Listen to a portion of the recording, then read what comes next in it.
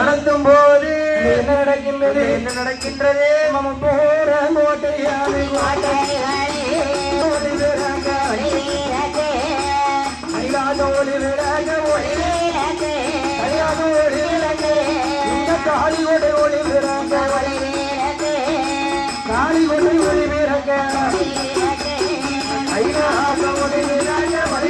ஒளி பிறக்க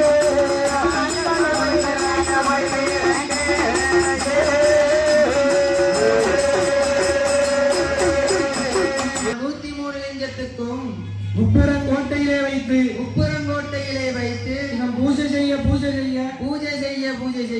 என்ன ஆகின்றது காளிகோட்டை ஒளி பிறக்க கைலாசம் இருளடைகின்றது என்ன ஆச்சு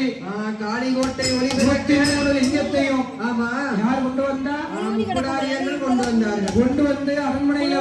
அரண்மனையிலே வைத்து 103 லிங்கத்துக்கும் ஒருவேற காளிகோட்டை ஒளி பிறக்க கைலாசம் இருளடைகின்றது என்ன நடக்கின்றது காளிகோட்டை ஒளி பிறக்க கைலாசம் இருளடைகிறது இருள் சூழது இதற்காக ஏன்னா 103 லிங்கம் தான் இங்க வந்துட்டேன் ஆமா இங்க வந்துட்டுன்னா இந்த வேலையானது ஆறுகால பூஜை நடத்தி அரடார கொண்டு வந்துட்டான் முப்புறத்துக்கு கொண்டு வந்த உடனே பார்த்தார் பகவான் என்னடா இது கைலாச ஒளி விழுந்து போச்சு என்று சொல்லி